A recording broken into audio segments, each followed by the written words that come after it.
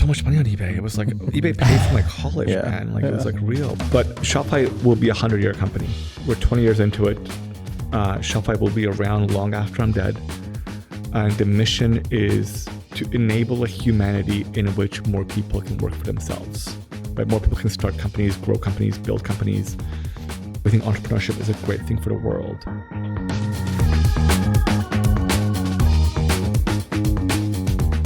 Welcome to the first international episode of the IO podcast. Yeah. Sterling and I are calling in from Toronto today. The first international episode of the IO podcast. This is episode number 12. We're lucky to be here at the Shopify headquarters. We're actually looking out the window here. We see the big CN Tower, the whole downtown. We're excited to have Shopify COO Kaz Nejatian, who is someone that I've known for many years on Twitter and have admired the way he thinks, and he was kind enough to let us come up to Toronto and say hi to him in person. We think you guys are going to love the convo. We actually just barely wrapped it up. Kaz is a very original thinker, is what I would say, and Shopify is a very unique company, and you're going to get a glimpse of what that looks like. Just in terms of Kaz and his background, started the company, went through Y Combinator, went to Facebook, went to Shopify, and is now the COO of Shopify. So it's going to be fun combo. Hope you enjoy it. Thanks for tuning in. Kaz, thanks for joining the podcast. Yeah. Good to have you.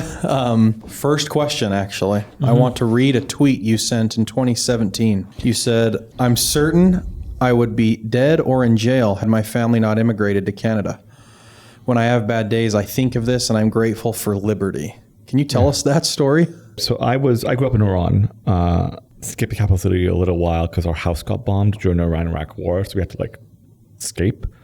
I was 12 and I went out one day and I was wearing a t-shirt that said "Live Free or Die." And it turns out the government of Iran is really happy to make that choice for you. So I got arrested. All because of the t-shirt? At the age of 12. At 12, the morality police just arrested me. They do these sweeps. They used to come with buses and essentially block an area off, and it would just go through the entire thing, and the morality police would just pick you up, whoever was doing something immoral. And the way it would work is they would just essentially put you on a bus. They would take you to, and you knew this is what they would do because everyone knew someone they had done it to. They would put you on a bus, they would take you to the police station, and it would essentially put you in jail until there was a judge would see you and verdict you to something. Usually being whipped with a lash or something like that. And I knew in my head this was going to happen because I literally saw it. They put me on a bus and I'm like, okay, the next thing that's going to happen to me is I'm going to get be gone for a while. And I literally took out my wallet and handed it to the bus driver. I'm like, here's my wallet. I had some money with me, but not that much. I think the bus driver just felt bad for me. He didn't give me my wallet back, but he felt bad for me and just let me off the bus. So I just ran home. And very shortly thereafter we moved. Wow. We just came to Canada. So it's not I don't think I would have been killed because of that t-shirt. I for sure would have gone whipped, 100% for sure. But I was the type of person that almost certainly would have ended up doing things that would have almost certainly ended up getting me killed. People get killed for less than... You mean rebellion or something? I have a hard time not saying things that I think are true. Sometimes I'm wrong. I'm not saying I'm right all the time, but I have a hard time not lending voice to thought. And those people tend to not do that well in dictatorships. So it was awesome. And I remember when we moved to Canada, to Toronto. Canada is just such a wonderful, wonderful country. It's just it is so perfectly set up for people fleeing other places. And they didn't speak a word of English, didn't have any didn't have anything. And I remember my first class in Canada. So I grew up in Iran. I had not the schools are segregated in Iran, and music was illegal when I went. Music was straight illegal. You just couldn't learn an instrument. My first class in school in Canada was music class. Sitting next to me was a girl named Mina Choi. I had never met an Asian person before in my life. I never met a girl who wasn't family, like without a hijab in my life. And like there were all these instruments I had never seen in my life before.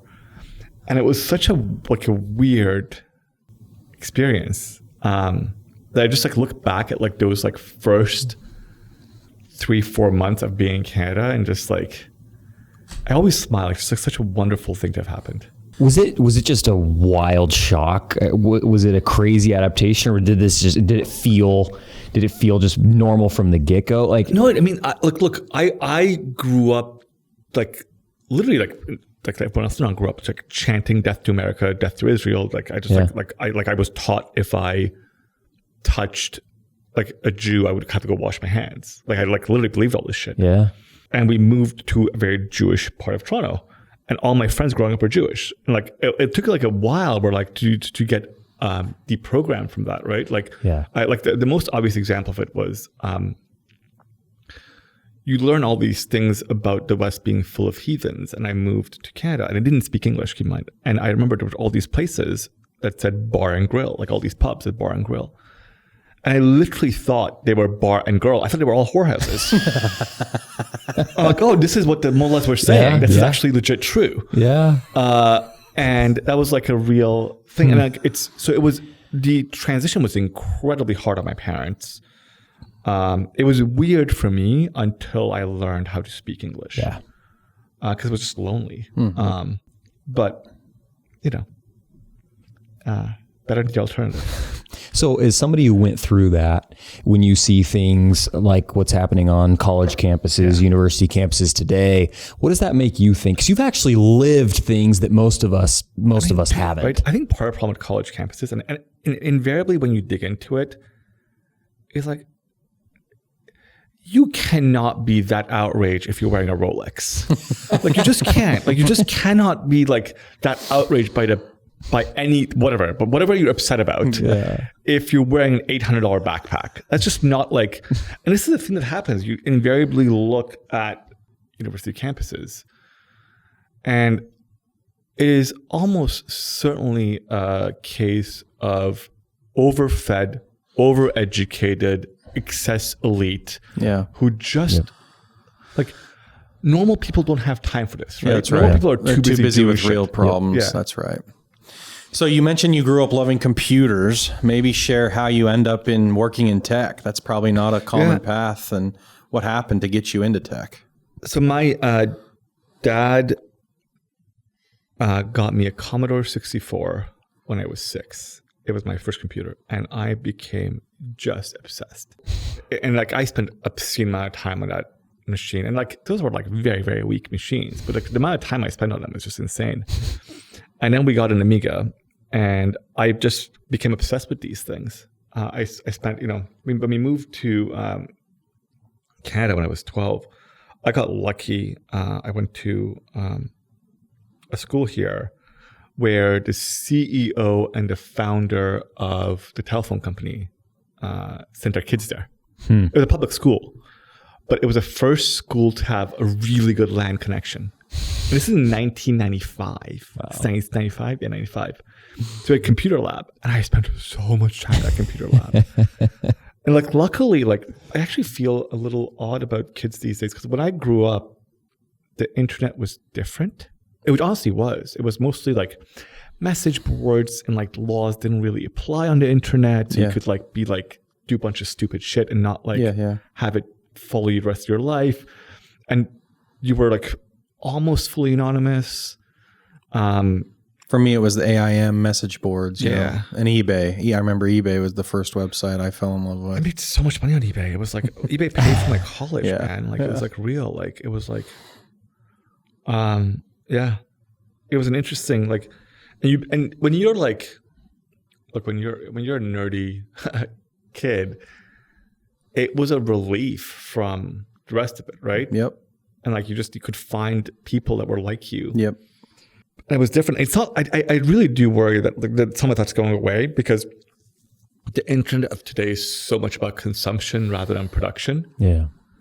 Like so much of what people identify as the internet today is about consuming content rather than interacting with other people. Yep. And like, I think we're missing something there. Like, I think like honestly, like, I grew up on a weird internet. Yeah. How often do you find that people who are exceptional at product or engineering had a very similar early start and an early obsession with whatever the technology was at the time? I mean, I'm of the age where the answer is almost all the time. Like, I'm of the age where I'm a dinosaur, right? So like, but if you grew up like I did in the late 80s and early 90s, when the internet was just starting, like basically all of us grew up that way, right? Like, there aren't that many of us. Like if you were like, and this is a real thing, if you were one of the first, I don't know, 50 people who worked on Rails, the odds are you're a CEO and a founder of a very large company right now. Yeah. Yep. Right? So I don't think it's true anymore, honestly, but of my age group, almost everyone. Why don't you think that's true anymore? I mean, I think like products especially I think has a very weird, I lead the product discipline at Shopify. We're a craft-centered company, so I care about this thing a lot. I think like product management and product managers are an odd bunch of people. So like, look, some of the best PMs I know, like straight best PMs I know are ex-journalists or ex-chefs or like ex-whatevers. It is a very, like the thing that is required to be exceptionally good at product isn't any given set of skills. It's a certain set of feelings. Like, you need to be the type of person that takes ownership over an entire thing, blames yourself for the entire thing when anything goes wrong, and has insane empathy for like the people using that thing, right? Like, I think I used to say literally the best product ever built, at least in my lifetime, was the Uppa Baby stroller. Whoever designed that thing, they could have built whatever tech product they wanted. Yeah. But so I think that's like the real thing. So I think PMs are just a different breed of people. This is probably one of the topics we should go deep on, because you do lead the product function at Shopify. You have spent career in product. You've mentioned a couple of these things now, like insane empathy. I think blame yourself for everything. Extreme ownership. What else? What else makes an excellent PM? How do you find them? How do you teach them? That's what I want to know, is how do you suss that out in an interview process if you're coming from journalism or culinary school, you know? I mean, look, two things. So actually, Shopify is an odd company, and I think this difference is important to describe before I say the answer. So Shopify has, we're a craft-led company where we care a lot about people's craft. So I lead the product craft. Toby leads all of R&D and product at Shopify. So like, I don't lead, like, all PMs don't report to me. Okay. Most PMs in fact don't report to me, but like, we have these things where like, hey, we want one person whose job would be to spend their day and night thinking about how something is done. But how something is done really matters. And that's you for product? Yeah, you spend day and night thinking about the craft. I spend a lot of my time thinking about the craft of product management at Shopify. So I used to say that like, I cannot train product managers. I can discover them and hone them. I literally, and I think that's still true. I cannot take an average person and train them to be a PM. I can discover the people who have the requisite brainwaves and then hone those things. So look, we say the job of a PM at Shopify, and we are different than most companies. Most tech companies have turned product managers essentially into business people or marketing people, right? Okay. Yep. That's not how we work. We treat product managers the way they used to be treated, which is we say the job of product manager at Shopify is to build the right thing the right way at the right time. And at every other tech company, I think the job is only the first one. So our PMs tend to be far more technical than the average tech company, even if they're not all engineers. In fact, less than half of them are engineers. But it can be far more technical, and it can be far deeper into stack and far closer to the customer. So at most tech companies, the way it works is the job of a product manager is to take input from a UX researcher, design an experiment with a data scientist, go to an engineering manager to run that, go to a product marketing manager to roll that out. And so it becomes this like person who's like the center of the cog hub. in a wheel or something. Yeah. Project manager almost. Yeah. Like their job is like to manage a project while managing stakeholders, right? That's the job. That's not the job at Shopify. That's just like, I do not care if our PMs are very good at stakeholder management. Don't care. It's not, we don't test for that. What we do test for is this. And I think Jeff Bezos actually got this right. people who tend to be right a lot. Like the people who tend to be right about a thing tend to be right over and over. That doesn't mean they're not wrong sometimes. They are wrong sometimes. But the repeat pattern of being right is a thing that is, you can't really describe why it happens, but it is for sure true that people who are right are right. Like Toby Lutke is right about the future of the internet a lot. He just is. Like he just like the odds are he's right about anything he says. You guys should make him CEO. That's yeah. Should start a company. Yeah. But on the internet. Yeah. So like, and so the best PMs are right about what the user wants and how to build that thing very frequently. Where does that rightness come from? Is it innate? You said you can only discover it. So it sounds like you can't train it. The way my favorite product question, and I no longer use it because I think people now know I ask it. I used to do interviews, and I mean, you have a bottle of water in front of you, and I would tell you, hey, improve that bottle of water. And like most people would just have answer to it. Like I would do this, I would do X, whatever. But the best PMs answer it always in the following way. Improve it for whom? Like, am I improve it for the person drinking it, person building it, person selling it, putting it like the best PMs invariably would ask, like they have a hard time disassociating the user from the thing. And that's not a normal thing for people to do, right? Like normal people see a bottle of water and they see a bottle of water. Yeah. The best PMs see a bottle of water and see someone in a store that has to stack that bottle of water. Like, and that's just, I can't teach that, right? Yeah. And founders, by the way, I think best founders make very good PMs for that reason, because that type of, I can't disassociate the thing from the people is a thing that usually makes people start companies. So you think this is taste? This is judgment? This is just... Yeah, I think it's, I mean, I think it's user empathy, really. And empathy is an odd word for it, but I think that's what it is. And taste, people who have exceptional taste usually have very high empathy, but not always. And people who have high empathy usually have good taste, but not always. You've talked a lot about like founders and how a lot of them work at Shopify. Shopify is a big company. Normally founders run from big companies. What is it about Shopify that allows you to continue to attract builders? Hey Kaz, before you answer, can I read a message that you sent me many years ago? Yeah, of course. You might not remember this, but a couple years ago, you sent me this DM after Divvy had been acquired. Yeah. And I assume you're recruiting a lot, and you kind of reached out and said, hey man, when is your earn-out over? I would love to chat with you about joining us at Shopify. I made it a total of 1 hour into my earn-out after an acquisition. And if you do decide you want to try another company instead of starting your own, ping me. Shopify is a special place. We don't suck in the ways most big businesses suck. Yeah. I think that's what Sterling's asking. Yeah, that's for what it's worth. I think that's a very, I send that message to people who have built interesting things who get acquired all the time. Because what happens is, most of the time, this is what happens. You build an interesting startup, you do something really well, some big company acquires you, and then they decide the thing you did very well is a thing you must not do anymore. And then like whatever that is, because like sometimes they don't want to take the regulatory risk, sometimes they don't want to take the product risk, whatever it is. Yeah. But I mean, this is why like Yahoo acquired among the best companies in the world. Yeah. And that made them all suck. And this is what usually happens to most acquired companies, right? This is why founders just hate acquired life. Yeah. And that honestly doesn't happen at Shopify. Why not? So Shopify has been, most companies are designed to do one of two things. They're either designed to be bottom-up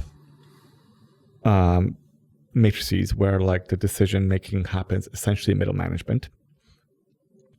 There's companies are proud of this, but I'm not judging the decision, but it is true that they're proud of it. I mean, Google is very proud of this, right? Google's bottoms-up company where decision-making happens in the middle management. They're like very incredible. And the job of the senior leadership is essentially to either unblock middle management or just do capital allocation. That's one way of building companies. The second way of building companies is like what people typically think of as old style companies, like a Jack Welch, like let me create divisions and like my job is to like hire very good people into these divisions, right? That's like the second way. And both of those tend to suck for founders because like they have structures that are designed to limit what a founder can do. Yeah. Right? That's what they are. Shopify is not built that way. Shopify is built, we call it aim, assemble, achieve. There's 3 jobs at Shopify. You're either aiming, you're assembling, or achieving. And like aimers, the people who decide where things should go, are known, but they're neither bottoms up or top down, right? So there are areas where like you can put a founder at any layer in the company and say, you aim this thing from now on.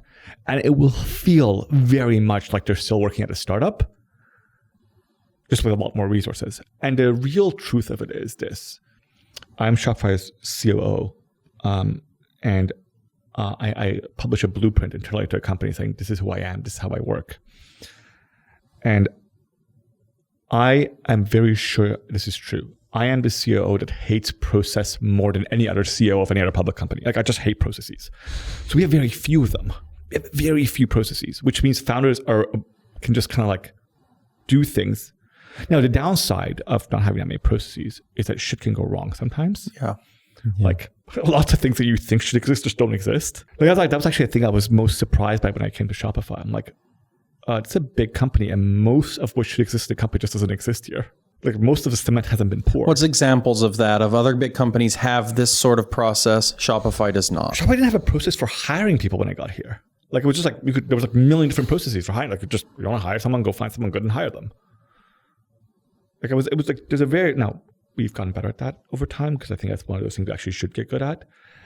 But like there's a real thing. So if you're a product manager at most big tech companies, your job is this. And again, I'm not knocking big tech companies. Your job is to write memos such that you can get more headcount, such that you can write more memos to get more headcount. I'm not kidding. It's like that's really what most PMs at most big tech companies spend most of their time writing memos for leadership such that they can get more headcount. Right? There is no process for getting more headcount at Shopify. It doesn't exist. You don't need to worry about writing, like that's just not a thing. So I've now taken like a job that was like 25, 30% of any PM's job at any big tech company and said, cool, that's not a thing. Yeah. It is fascinating because building happens kind of when there is no process, right? When there is a process, the process gets followed. It's like the asymmetric upside is almost always in the lack of process. Yeah. That's what a startup is there's nothing, you go build it. So when you get encumbered with all these things that you're supposed to as you grow up and get big, you quit having the space to actually do it. Is that fair? Yeah, and this is honestly like there are things you want to have processes for. Like if you get sued, you want to know what to do. Yeah. Like that's a real thing. But it's hard because like if you look at if you pick up a Harvard Business Review, like the odds are they are designed for widget makers, right? Any business book is designed for a widget making company. Like we don't make widgets. Like if you want to copy a thing that has been done once in software, just copy the code. Like you don't need to do it again. Just go to a repo, just copy it. Like we engage in alchemy. Yeah. Like what we do is alchemy. Like my job is to maximize the odds of alchemy happening. Yep. And I can create a process that will make sure like everything looks perfectly the same as everything else. But all I'm doing there is like reducing the ceiling. I'm bringing up the floor. Like bad things will happen less frequently. But I'm also reducing the ceiling of good things happening. So all you end up doing is producing like meh. Sure. Like that may be an okay way to build a company, but it's a really shitty way to live. Like it's just not like that much fun. Yeah. So I gotta ask, what are the big companies you admire? Because the way that you're talking about this in Shopify is different. So because companies bigger than Shopify that you admire, or are there none? No, I think there are companies that are like exceptionally amazing companies. Look, I think Meta will go down as like the modern age's British East India company. I think it's going to go down as one of those companies like 100 years from now people are talking about. 200 years from people are going to say, holy crap, look at the things they do. I think it's just an exceptionally good company. I think the way Apple manages to take very, very large bets without being afraid is just to be admired. Yeah. I think the way Amazon just runs, just the way they run, it's an operationally excellent company is to be I think there's lots to be admired from lots of big companies. Sure. I'm not little pieces of them. Yeah. Yeah. But I think But who does this alchemy well? it's just hard. I mean, look, I think the Bell Labs, I guess, Yeah. it's hard to go back and figure out who has done this well, right? It is of the companies who are bigger than us, the company that I think probably does it best, I would say is probably Meta. Yeah. But again, I worked at Meta, I admire the company, but there's a reason why I don't work there now. There's a thing that happened structurally, so if you think of how most companies are built today, so what happened at the end of World War II is a bunch of people came back and started building companies.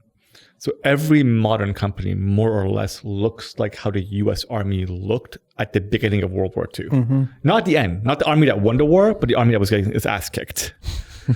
So most companies are designed to look after the US Army at the beginning of World War II. But that's it's very odd, because that's not to say this is a pre-internet setup would be facetious, because it's actually pre-Turing machine setup. Turing machines had not been invented. Computers didn't exist. So we have built most companies in a way that is structurally very similar to things that were built in an era that had limitations we do not have.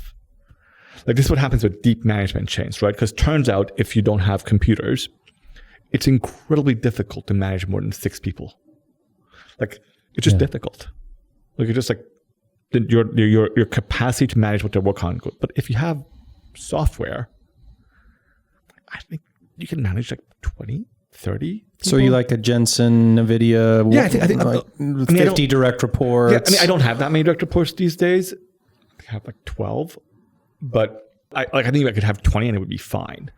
But what is deadly when you do the thing where you cap the number of ports to 6 or 7, it's one of the deadly things, is the space between the top and bottom gets so long. Yeah. Such that you have the broken telephone thing happening, right? Yeah. And then you have no option other than broadcast. Yeah. You have no option other than be company executive as politician, right? Yeah. The more you broadcast, the fewer things you can say. Mm-hmm. Yeah. The NFL can only say breast cancer is bad. That's the only thing they can say, because anything else would be controversial. Right. Right? Yeah. But turns out just most interesting things happen in an area where you're allowed to be controversial. Mm-hmm. So you don't want to have to broadcast to a large group, because if you broadcast to a large group, you by trim definition have to say much more narrow things. Mm-hmm. And most big companies can only. This is why most. When I got the CEO gig a couple of years ago, and one of the first things that happened was a friend of mine who works in our company pinged me saying, "Hey, who's your writer? Who writes for you?" I'm like, "What the fuck is that? I write for me." But turns out most company executives have professional writers on their staff. The things they say, they didn't say. Someone wrote and gave it to them.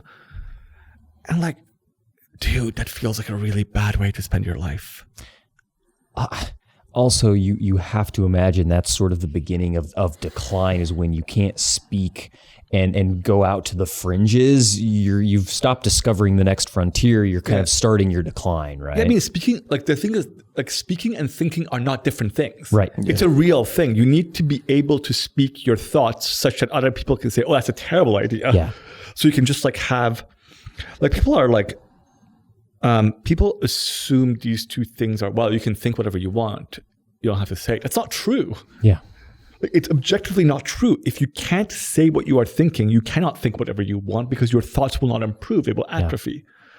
And that's the thing that most companies need to spend more of their time thinking about. How can we enable people in this company to say whatever is in their head? Because what matters more than anything else is enabling yourself to not lie. You don't always have to tell the truth. You can sometimes stay quiet, but you can't lie. Yeah. And most big companies, most execs spend most of their time just like saying things they don't really believe. So how do you do that, and how do you foster sort of the debate to where everybody can speak and go about that? How do you do that when the company's big and the execs are smart and powerful? Like, how do you get somebody to spar with you? I mean, I'm not that. I don't think I'm that smart or powerful. So I think people are feeling like my COO of Shopify. My bar to like, dude, my bar to my DMs internally are just like everyone messages me, like literally everyone. I literally say like in my internal, Kaz, you're wrong is one of my favorite things to hear. So people say that all the time. So you openly invite it. It sounds like I post publicly, well, internally in the company about once every 6 months the large mistakes I've made over the past 6 months. I'm like, these are my mistakes. Like, this was a really bad one. This one cost us terribly. Like, so just to invite people to be okay. Like now, like I don't. It's not a debating society. At the end of the day, we have to make a decision and move, and that's fine. I'm happy to make decisions, but I'm happy. There's nothing. I feel zero ownership over my ideas. I don't associate myself with them. They just happen to be things that I thought. So, and the real thing is, Shopify. Like companies have core values, right? And like one of the most important things is your core values must be things that people can reasonably disagree with, and still be fine, right? Like breast cancer is bad as a core value is a really shitty core value because who's going to take the other side of that debate, right? Like no one. But Shopify is a learner's company. So like it's a company where we intend on learning. And it's perfectly fine to take the other side of that argument. Sure. Like in fact, if you are like a factory, you don't want to be a learner's company. You want to be an operator's company. You want to be a company where like learning is minimized and operations are maximized. Like it's perfectly fine but we're not that company. Yeah. I love that. The extreme version of kind of the lack of process and the free flow of ideas model that you guys have leads to, I think, this idea of no meetings. And we don't have to spend a ton of time on this, but I want to argue with you a little bit about this because the argument's like, I think fairly simple that I would make or many would make is like, look, the problem isn't meetings per se. The problem is bad meetings. You need to learn how to meet and be effective and efficient and make decisions and debate. And people try and kill meetings like Shopify has done are actually wrong because you need to meet. So, but that's not the stance that you take nor Shopify. So why am I wrong there, Kaz? I mean, there are meetings that happen in Shopify all the time. But what we do is very frequently delete meetings. So teach us what you did actually. It's like a year ago for those who aren't familiar, maybe 2 years. What happened? So we, true story, Toby and I were talking the day after Christmas about like the year we had. And we're like, okay, well, it feels like lots of things are happening that take up a lot of capacity of the entire company. And we did lots of things in response to this, but one of the things we did was Toby actually personally wrote the script that on January 2nd of last year, we deleted every single recurring meeting at Shopify that had more than 2 people in it. We just deleted all of them. And then we essentially heavily discouraged meetings with more than 2 people. We heavily discouraged, like we basically said, and banned them, but like if you tried to book a meeting on a Wednesday, you get an error message. You could override it and do it, but like it was like friction. Yeah, a lot of friction system. We essentially we highly limited the ability for teams to do all hands, just like this one small block on Thursdays. So anyway, we dramatically reduced the number of meetings. And I would have reduced it further in hindsight. I think we just didn't go far enough. So I think that there are good meetings that happen? Sure, I think there are some good meetings that happen. But I think those good things that came out of those meetings would have happened without the meeting if you had the right APIs built. All a meeting is an error message that the required API did not exist before the meeting. Like the fact that you had to get in a meeting to discuss some things means that the people in the room could not get the information required without that meeting. But it would be much better if they could just get the information without the meeting. So can I argue with you? Sure, okay, of course, man. I agree with you if the purpose of the meeting is to communicate things and to disseminate information. But going back to what you've just said, one of the purposes of a good meeting, I think, is the alchemy of arguing around and conflicting ideas and sharpening edges in order to get to the truth. So how do you have that API without the meeting? I think this is a very weird thing that we do in the modern age. Like, to be clear, like, I'm not American, but among the best sharpening of each other's sword were the Federalist Papers. The Federalist Papers were not written in a meeting. Yeah. They were like written for people to see, and like the best arguments are written down and published such that other people can actually refute them. Like if you look into the open source community, they don't have meetings, they just have pull requests. Like there's a real thing that the best way to argue is to write things down in a long form piece of paper and submit it to someone else. Like there is a place in the world for synchronous communication. There's a place in the world for short messages, but we use synchronous short messages in person or over text far, far too much in our world. Okay. And if you look at like the best work done, not all of it, but the odds are the best work done that you like was happened asynchronously by people communicating over paper. Yeah. Okay. So keep going with your thought of no meeting needs to exist. If the API would have existed before the meeting, you don't need it. You were kind of going down this thought. Yeah. Or you could just write the thing down and distribute it. And by the way, like I think Amazon does a version of this, right? The memo. They have meetings, but they do 6-page memos before every meeting. Like the number of meetings, like this is the most maddening thing, right? If you have a meeting, and this actually is a thing that every tech company does poorly. If you go to a tech company and look at space usage in a tech company, any building, any campus of any tech company, you would assume these are companies that have been founded for the sole purpose of having meetings, because meeting rooms take up the most space. It's like a parking lot of a building. Like it's built for cars, built for meetings. Yeah, and like you're like. And you can never find it. I worked in big tech company. You could never find like enough meeting rooms. They were always taken up. And like, who is writing code? Who is designing product? Who's talking to users when everyone is so goddamn always in a meeting room? Yeah. So you have a tweet around this of write code and talk to users. Do that over and over again. Company size doesn't matter. The second that most of what you do isn't write code or talk to users, you're in trouble. Yeah. So is that what you're optimizing for? Write code, talk to users? Yeah. How does that play into how you think about hybrid versus in person versus fully remote? Like, because I think, is it easier to have less meetings if everyone doesn't work in the same place, or is that not true? No, I think it's actually harder because you lose some of the serendipity that happens in a real. Look, I think at Shopify we have made this. Like mostly remote thing work, but we have written a shit ton of software to make it work. I think it's an exceptionally bad idea for most companies. Really?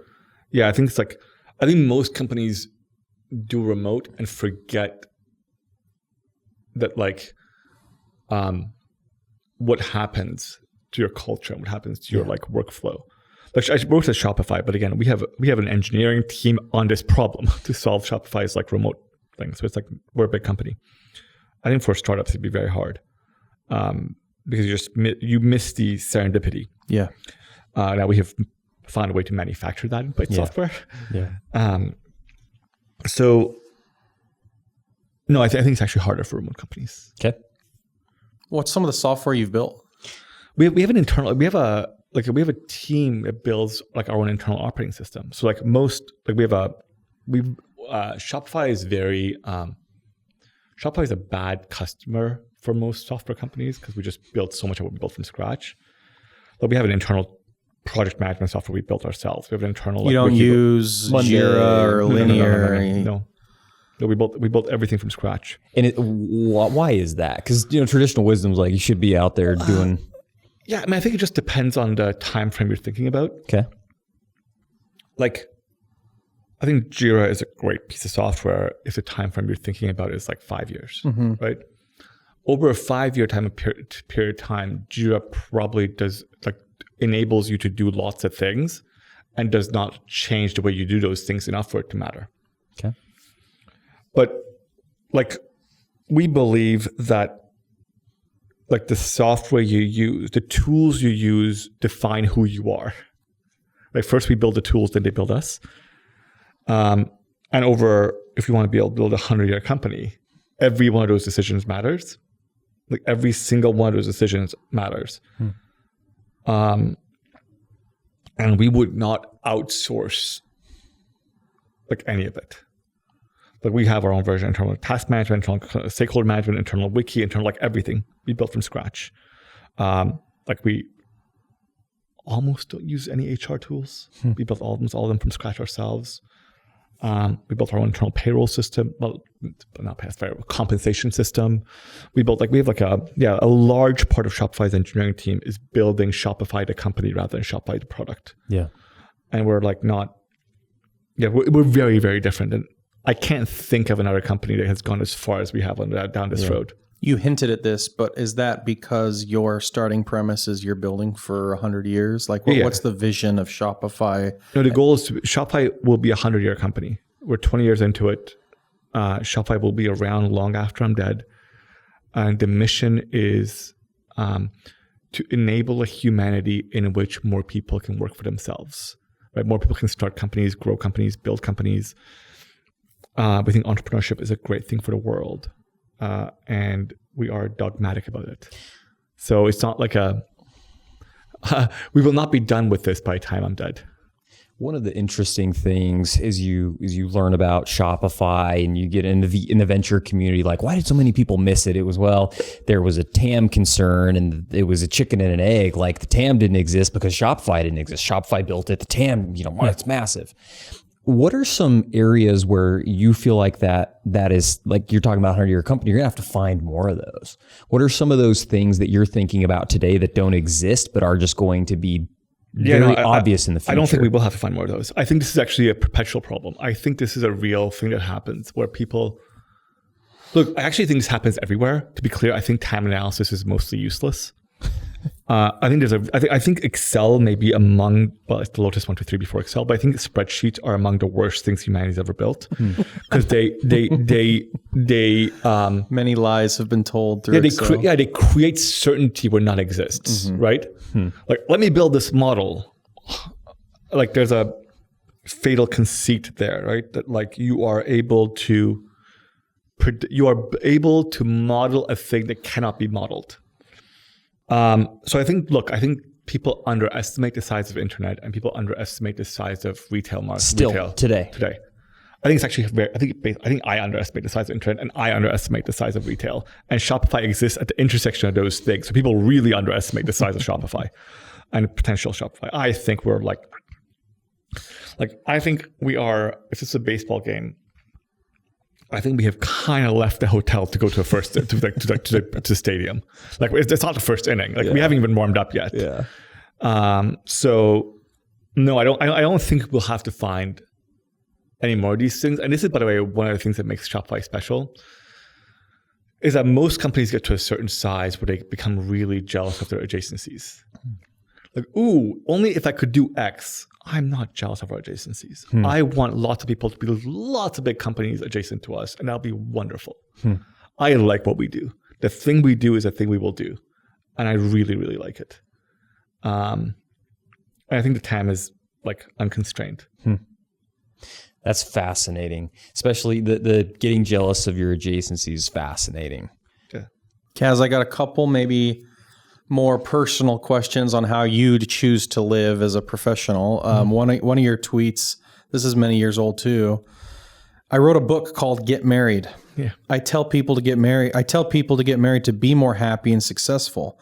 My wife's taking me out to dinner tonight to celebrate that I became a bestseller in its category, but I only became a bestseller because she sent it to all of her followers, thus proving my point. So tell us what that book's about, getting married, and then I'm going to ask you about kids too after. Yeah. So I started researching the effect of marriage on men very relative as when I was in college. Do Just as like a personal interest? Yeah, just because like, you wanted to get married? And so I just became interested. Like I became interested.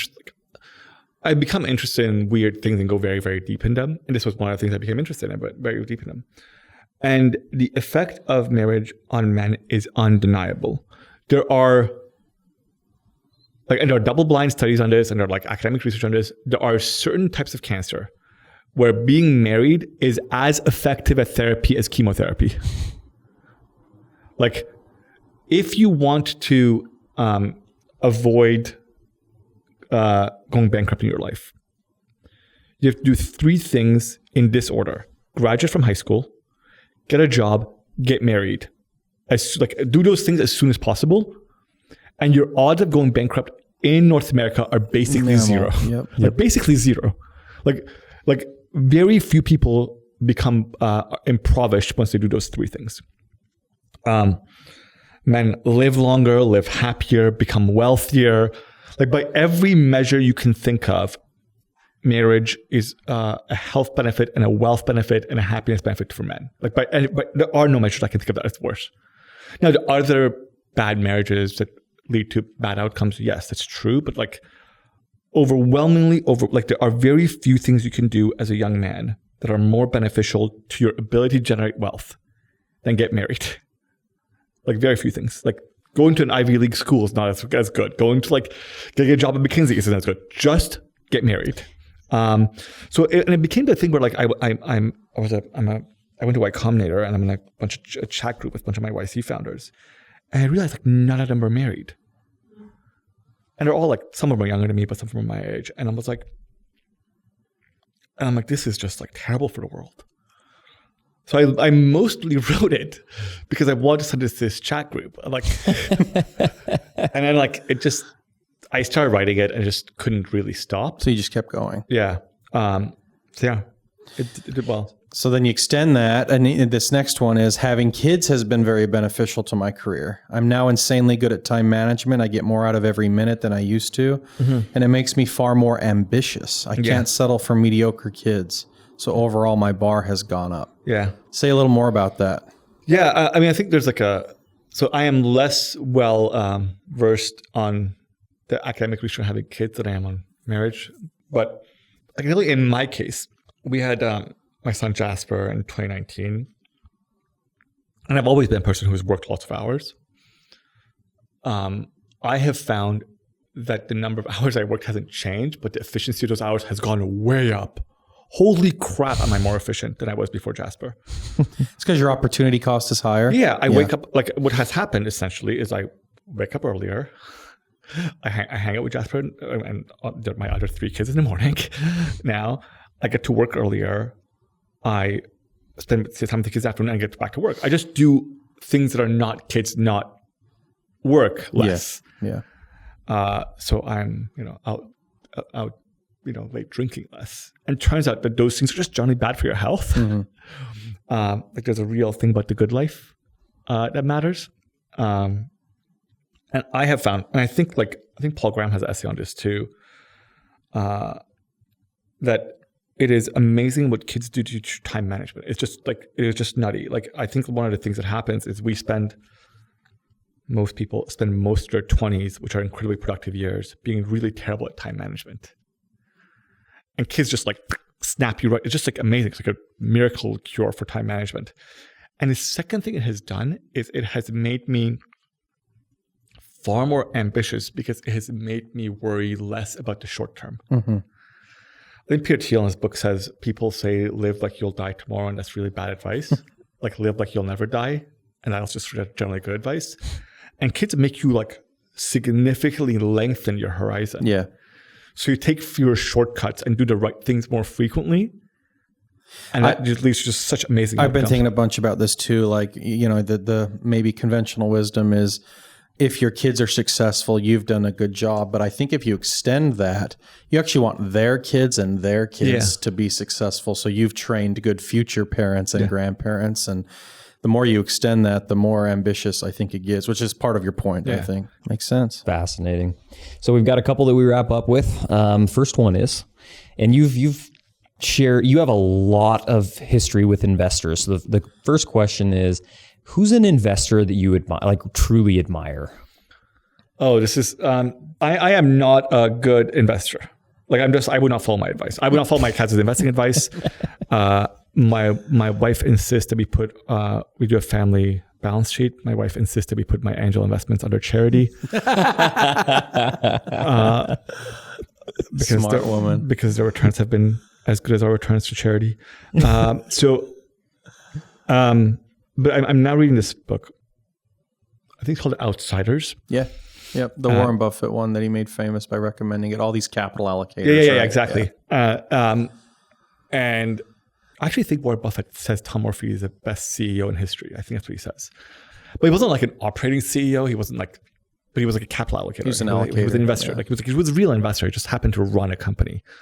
And the thing that happened, and this resonates with me because I don't think he said everyone was wrong, but he believed everyone was wrong. At the time, most people running companies like his were like spending basically all their time trying to diversify. Okay. And he did the opposite. Hmm. He said, screw diversification. I will narrow my focus and just do this very small thing. And Capital Cities was a tiny, tiny company competing with CBS. And it kicked CBS's ass. Hmm. Like it became much bigger, much faster, like much more profitable. So yeah, I would say Alfred Loomis, if you want a straight up investor, mostly because his life story is just so fascinating. Yeah. Tom Murphy, if you're willing to extend the definition of investor out a little. And then the second question is similar, but on the operating side. Who's an operator that you really admire? You can't Founder say Toby. Or executive. Yeah. I was going to say, Toby. I'll give you two, and they're very different. So it's actually, it's interesting because this is actually I think if you don't say Walt Disney, there's something wrong with you. Because there's like structure. Like, if you're a tech founder and someone says, who's your favorite founder, and you don't like Walt Disney isn't on the first five you answer, you're just like, there's something structurally wrong with you. And the story of his life is fascinating. And like what he did was fascinating. Like you actually realize that the guy like in every aspect of being a founder, he was just better than the rest of us are. Like fundraising, marketing, building, just the guy was just amazing. Almost everything he did, people felt was impossible to do. Yeah. Like when you look at the parks were built. Like people forget this. Disneyland was built in 1 year. The entire thing from start to finish was 366 days. Crazy. Like you can't get a permit to build a townhouse in San Francisco in a year. Yeah. But he built Disney in 1 year from start to finish. And I'm not saying start to finish from like when he had built the team. No, from the day he said, I will build this thing to the time it was live, it was 366 days. And he built it while filming a TV show about building it. So it was crazy. And like the story, like fascinating. But the second one that people don't appreciate, so Disney is a story of like insane focus on one thing, maniacal focus on one thing and getting it amazing right. But the opposite of that, I think people should learn about is Edison. Edison was the least focused human being in the history of like founders. Like the guy just like, could not focus on anything. Like it's actually amazing to think the number of things he invented, he just ended up not building a company around. Yep. And you think of like what he did for the world, like let me just give you an example. When he was 12, he invented, like he built a company because he used to sell newspapers on a train. And I think he sold them for $0.25. And he's like, well, I have to buy these things for like 20 cents. I'm selling them for $0.25. This is a really terrible deal for me. Why don't I just like publish them myself? So he invented the equipment required to publish a newspaper in a train car. Fascinating. Like he made like the printing press so much smaller. And you're like, oh, great. He was 12. So yeah, Thomas Edison. That's amazing. And last one for us is... sorry, I have a thing that people... Yeah. Sorry, I think... we're in Canada, so I should say this. Thomas Edison, Canadian. Really? I didn't know that. His father... This requires context. Kind of Canadian. His father fled Canada because I'm sure he regretted it. where he's trying to rebel against the king. So his father fled Canada, and Edison was born shortly thereafter, but his father was Canadian. We're proud of the whole rebelling against the king part. I'm a Make America Great Britain again dude. So like,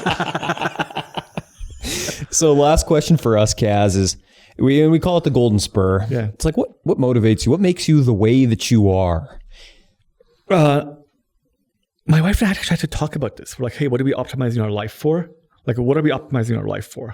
But I found that throughout their life, men are frequently lost. The midlife crisis is a really good example of this, like, because they don't really know what they're optimizing their life for. They don't say those words, but that's like, tends to be what happens. So my wife and I have had a conversation very early on about what we're optimizing our life for, and I think both of us said, making a dent in the universe.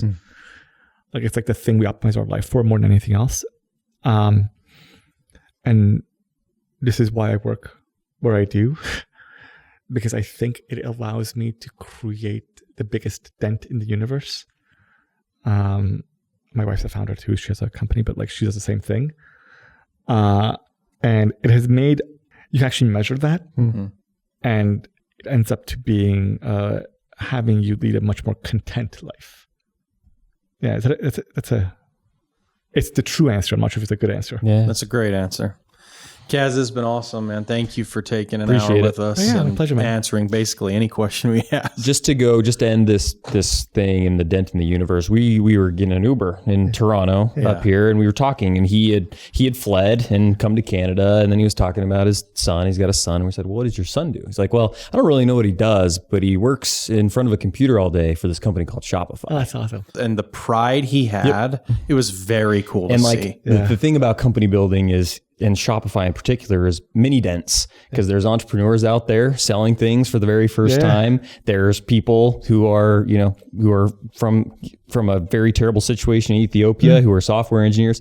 So congrats on making a dent so far.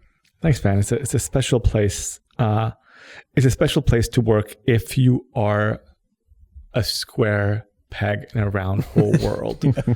Let me just do a plug here because it matters. Great.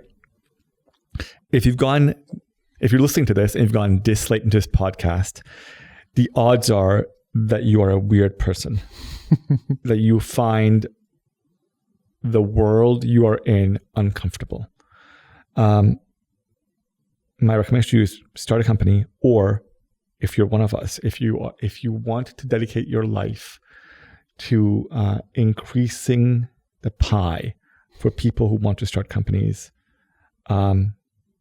it's shopify.com/careers or kaz@shopify.com, KAZ@shopify.com. We hire people who are weird and good at what they do. Just send us an email. We'd love to have more of us around. It's awesome. Who needs a hiring process when you get that plug? Absolutely. Thanks, Kaz. Thanks, guys. Okay, just wrapped up an hour plus convo with Kaz. What were the things that you noted the most? So we said it right after he left the room. I was like, this is a very unique thinker. He thinks differently about stuff. He is not afraid to say stuff that I think most people would be like, oh, that's a little crazy. He's an original thinker. To me, that's like theme number one, and there's probably 3 or 4 examples of that. It does strike you when somebody always thinks from first principles. Like, well, why do we have meetings? We should not have them. And you, in a lot of ways, his thinking seemed like a zero-based budget to me, and everything that gets added to it has to have a very specific reason and be very defensible. But yeah, I totally agree. What were some of the lessons that you pulled out? So from Shopify, this is probably the most valuable part to founders or investors. I mean, the way that he recruits people who are the founder mentality. That's how they stay. That's how they stay where they're at as a leader in the space, continuing to innovate as they hire people who are innovators, and then they allow them remove like the processes that hold them down in a lot of cases. Yeah, one of the lines that stands out is he says he is probably the COO who abhors processes more than any COO of any publicly traded company, and it stands to reason after you hear him that that's probably true. Yeah, for sure. What other themes do you pull from it other than Shopify is crazy? So I kept having this thought that your ability to rearrange the puzzle pieces that make up the world are determined on you understanding a lot of different puzzle pieces. Kaz is extremely well-read, well-studied. He goes deep on lots of different topics. And because of that expertise, you can come to work and rearrange things in a totally different way that creates it's that alchemy that he was talking about. And so, I mean, he's written a book on marriage. And I think in that kind of I think he goes deep in lots of areas, and it allows him to connect dots that other people can't connect. Whereas if you only read Paul Graham essays, by the way, we love Paul Graham essays, they're amazing. But if you only read them, that's all the raw material you're working with when you go to build. And I think Kaz was a good example of that. Like cross-disciplinary thinking from first principles. Yep. Another big theme here is I think this will probably be the most relevant for like product managers. We spent good 15 minutes probably of him talking about how he hires, thinks about product and how it works at Shopify. He leads the product craft, as he said, even though not all PMs report to him. You know, he was a product leader at Facebook and of course a founder before that. So he's just spent a lot of time thinking about product. And then what specifically about product did we kind of learn from Kaz? Like the importance of cutting out the BS part of product and focusing. Stakeholder management's not a focus. You don't have to be a politician to be great at product. What you need to be great at is talking to users and having an excellent judgment to build what that customer or that user is going to love. And I think it goes back to that alchemy point, as he kind of seemed to hint that product's a lot of alchemy after you talk to people with great judgment. Would you agree? Oh, totally. The other thing that I think is fascinating is his purpose for being alive matches with his purpose for working at Shopify, right? And I think that's actually like really important, because for founders who are listening or investors, it's this idea that where you work has to align with the fundamental way you want to live your life is crucial. Otherwise, those paths diverge and you're deeply unhappy. Well, that's where the work-life balance debate comes in, is when you're assuming there's this distinction between the two, whereas with Kaz and others you see, they're almost just living their work and working in their life. It's the same thing. And did you hear at the end when he's talking about, he said, if you want to dedicate your life to X, come work at Y. Yeah. And I think that that's the right thing to think about when you're looking at joining a startup or funding a startup. Like, are those things in perfect harmony? Yeah. Another theme is just that Shopify's on a mission, and when he started talking about 100-year-old company, they're 20 years in, and he's like dead convinced that this will be a 100-year-old company, outlive him. Which, by the way, we should know, how many 100-year-old companies are there? I'm going to look it up. Probably not many. Amazon is now